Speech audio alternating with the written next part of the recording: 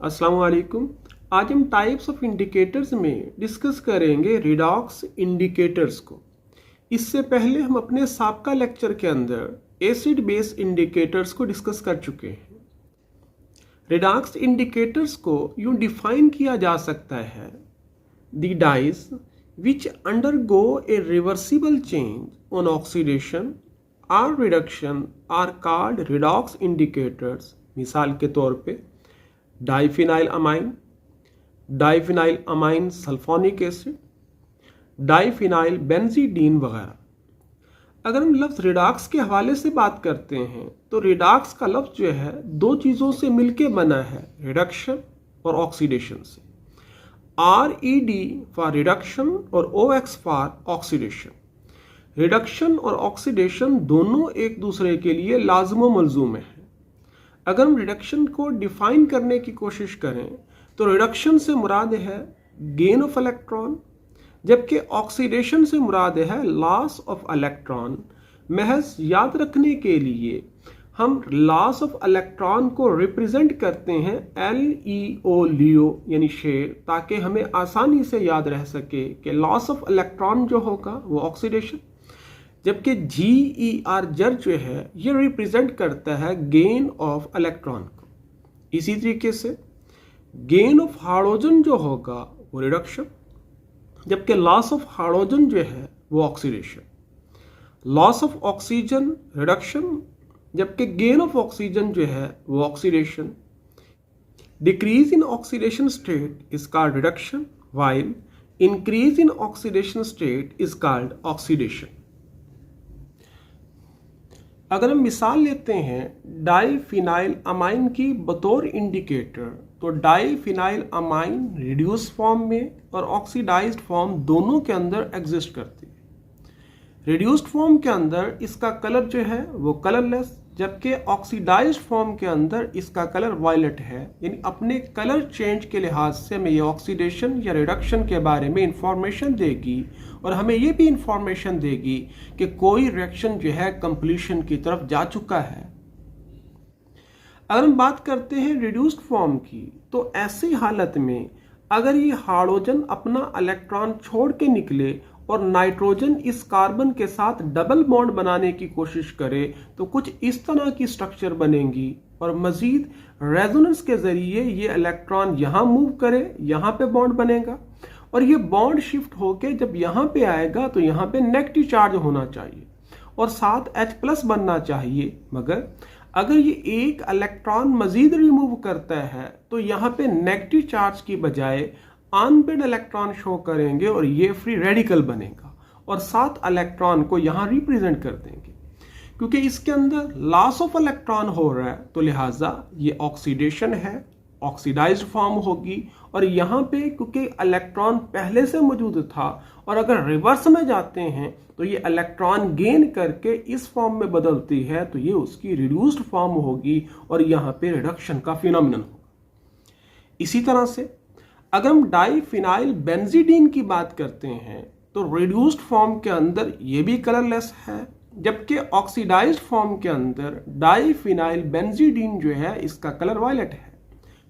और इसमें भी ऑक्सीडेशन के लिए यही मामला होता है कि ये हाइड्रोजन अपना इलेक्ट्रॉन लूज करके निकलेगा, नाइट्रोजन इस कार्बन के साथ डबल बॉन्ड बनाएगा और रेजोनेंस के जरिए ये बॉन्ड मूव करेगा और यहाँ पे कार्बन कार्बन डबल बॉन्ड बनेगा और इसी तरीके से मूव करता करता अल्टीमेटली ये कार्बन और नाइट्रोजन के दरमियान डबल बॉन्ड बनेगा और हाइड्रोजन यहाँ पे रिमूव हो जाएगा। यहाँ से निकलने वाला जो हाइड्रोजन है वो इलेक्ट्रॉन लूज करके निकलेगा, उसके ऊपर H+ होगा और यहाँ पे हाइड्रोजन अपना इलेक्ट्रॉन लेके निकलेगा और साथ नाइट्रोजन का इलेक्ट्रॉन भी लेके निकलेगा, लिहाजा उसके ऊपर H- होना चाहिए। मगर चूंकि वो भी इलेक्ट्रॉन लूज कर देगा और नतीजा ये निकलेगा कि मजमूई तौर पे हमारे पास 2 H आयन होंगे और 2 इलेक्ट्रॉन होंगे, लिहाजा लॉस ऑफ इलेक्ट्रॉन हो रहा है तो ये ऑक्सीडेशन और ये ऑक्सीडाइज्ड फॉर्म है और यहाँ पे गेन ऑफ इलेक्ट्रॉन रिवर्स में हो रहा है तो ये रिड्यूस्ड फॉर्म है। मजीद अगर क्यूनोनाइट थ्योरी के हवाले से बात करें तो इसकी शक्ल क्योंकि बेंजीन से मिलती जुलती है तो ये बेंजीनाइड फॉर्म है, और इसकी शक्ल जो है वो किनोन से मिलती जुलती है, तो ये किनेनाइड फॉर्म है। और यही मामला जो है डाइफिनाइल बेंजीडीन के अंदर भी है कि ये इसकी बेंजीनाइड फॉर्म और ये इसकी क्यूरेनाइड फॉर्म है।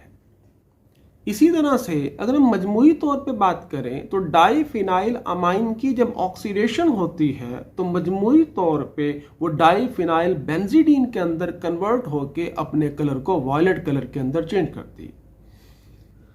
अगर हम ऑक्सीडेशन रिडक्शन के फिनोमेनन को जनरल रेडॉक्स इक्वेशन की मदद से लिखने की कोशिश करें तो हमें इस बात का अंदाजा होता है कि इंडिकेटर जो ऑक्सीडाइज फॉर्म में होगा वो इलेक्ट्रॉन गेन करने के बाद इंडिकेटर रिड्यूस्ड फॉर्म वाला बनाएगा, और अगर मामला रिवर्स में हो इलेक्ट्रॉन लूज करेगा और इंडिकेटर ऑक्सीडाइज फॉर्म वाला बनेगा, यानी गेन ऑफ इलेक्ट्रॉन रिडक्शन, जबकि लॉस ऑफ इलेक्ट्रॉन जो होगा वो ऑक्सीडेशन होगा। अगर हम नेक्स्ट इक्वेशन लिखें तो वो बराबर है electrode potential is equal to E naught standard electrode potential plus 0.059 और n से मुराद नंबर ऑफ इलेक्ट्रॉन है into log concentration of indicator in oxidised form और concentration of indicator in reduced form. हमें इस बात का भी अंदाजा है कि इंडिकेटर की कोई फॉर्म उस वक्त अपने कलर को शो कर सकती है जब उसकी कंसंट्रेशन जो होगी 9% या फिर उससे ज्यादा होगी, और अगर कंसंट्रेशन 9% से कम होगी तो अपने कलर को वो शो नहीं कर सकती। लिहाजा अगर हम मिनिमम रेशो के हवाले से बात करें तो अगर फिनोमेनन मजमूई तौर पे ऑक्सीडेशन की तरफ जा रहा है तो हमारे पास इंडिकेटर की ऑक्सीडाइज्ड फॉर्म ज्यादा होगी 91 और उसकी रिड्यूस्ड फॉर्म कम होगी 9, यानी इक्वेशन बनेगी E is equal to E nought plus 0.059 और n इंटू लॉग 91 और 9। हमें इस बात का अंदाजा है कि 91 और 9 नियरली इक्वल टू 10 है और log 10 जो होता है वो 1 के बराबर है। लिहाजा ये इक्वेशन सिंप्लीफाइड होगी E is equal to E nought plus 0.059 और n इंटू 1 या E is equal to E nought plus 0.059 और n। इसी तरीके से अगर मजमूई तौर पे रिडक्शन की हो रही है तो ऐसी हालत में हमारे पास इंडिकेटर जो ऑक्सीडाइज फॉर्म में होगा उसकी कंसंट्रेशन थोड़ी यानी 9% मिनिमम रेशो के लिहाज से, और वो इंडिकेटर जो रिड्यूस्ड फॉर्म में होगा उसकी कंसंट्रेशन ज्यादा यानी 91 है। 9 over 91 nearly equal to 1/10 and it is equal to 10⁻⁻1 और log 10⁻⁻1 इज इक्वल टू -1, यानी हम यहाँ पे इक्वेशन को जब सिंप्लीफाई करेंगे तो बाकी इक्वेशन का ये हिस्सा सेम रहेगा, ये हिस्सा चेंज होके -1 बना देगा, और जब इस हिस्से को -1 के साथ मल्टीप्लाई करेंगे जो प्लस वाला हिस्सा होगा यहाँ पे -1 बनेगा और E is equal to E nought minus 0.059 और n। यानी हम नेक्स्ट इक्वेशन को सिंप्लीफाई करके दो छोटी इक्वेशनों के अंदर कन्वर्ट कर सकते हैं। एक वो फॉर्म जिसमें ऑक्सीडेशन होगी उसमें यहाँ पे प्लस का साइन होगा, और जहाँ पे रिडक्शन होगी उसमें यहाँ पे माइनस का साइन होगा, और बाकी कैलकुलेशन हम इन्हीं इक्वेशंस को इस्तेमाल करते हुए करेंगे। हमने ऑक्सीडेशन और रिडक्शन को यूं भी डिफाइन किया कि gain of hydrogen is called reduction while the loss of hydrogen is called oxidation. यानी हम यूं कह सकते हैं कि H आयन की कंसंट्रेशन बदलने के नतीजे में ऑक्सीडेशन या फिर रिडक्शन होगी, और हम यूं कहते हैं कि जब pH चेंज होती है तो उसके दौरान जो होगी H आयन की कंसंट्रेशन चेंज होगी और उसके नतीजे में इंडिकेटर की रिड्यूस्ड या ऑक्सीडाइज्ड फॉर्म की कंसंट्रेशन चेंज होगी और लिहाजा खुद ब खुद उसका कलर चेंज होगा। अगर हम यहाँ पे बात करते हैं डाइफिनाइल अमाइन की जिसकी स्टैंडर्ड रिडक्शन पोटेंशियल 0.76 वोल्ट है और इसके अंदर इलेक्ट्रॉन जो है 2 इन्वॉल्व हैं, उसको दो तरह से लिखा जा सकता है, उसकी ऑक्सीडाइज्ड फॉर्म के लिहाज से भी, उसकी रिड्यूस्ड फॉर्म के लिहाज से भी। एक केस वो होगा कि जिसके अंदर रिडक्शन हो रही होगी और दूसरे केस के अंदर ऑक्सीडेशन हो रही है। अगर रिडक्शन हो रही है तो डाईफिनाइल अमाइन की सूरत में स्टैंडर्ड रिडक्शन पोटेंशियल 0.76 है माइनस 0.059/2 और 0.059/2 जो है ये इक्वल होता है 0.0295, यानी इक्वेशन बनेगी E is equal to 0.76 minus 0.0295 is equal to 0.73। इसी तरीके से ऑक्सीडाइज्ड फॉर्म की सूरत में E is equal to E nought plus 0.059 और N, या E is equal to 0.76 plus 0.059/2 और ये इक्वल इस इक्वेशन की होगा और मजमूई तौर पे E इज इक्वल टू 0.79 होगा। यानी दूसरे लफ्जों में हम ये कह सकते हैं कि वो इंडिकेटर जिसकी स्टैंडर्ड रिडक्शन पोटेंशियल की वैल्यू 0.76 वोल्ट होगी वो बेहतरीन काम करेगा 0.73 से लेके 0.79 की रेंज में, और अगर इस रेंज से रिडक्शन पोटेंशियल ज़्यादा इनहराफ करेगी तो इंडिकेटर अपना काम अच्छे तरीके से नहीं कर पाएगा। इसी तरह से केमोनोफोर टाइट्रेशंस के अंदर किसी किस्म का इंडिकेटर इस्तेमाल नहीं होता क्योंकि केमोनोफोर बजाते खुद यहाँ पे इंडिकेटर के तौर पे काम भी करता है। रिडॉक्स इंडिकेटर्स के इस्तेमाल के दौरान इस बात का भी ख्याल रखा जाता है कि इंडिकेटर की स्टैंडर्ड रिडक्शन पोटेंशियल की वैल्यू उस सिस्टम से जो ऑक्सीडेशन की तरफ जा रहा है उससे ज़्यादा होनी चाहिए, और अगर मामला इसके उल्ट हो तो बजाय इसके कि उस सिस्टम की ऑक्सीडेशन हो, इंडिकेटर की बजाते खुद ऑक्सीडेशन हो जाएगी और यहाँ पे इंडिकेटर काम नहीं कर पाएगा।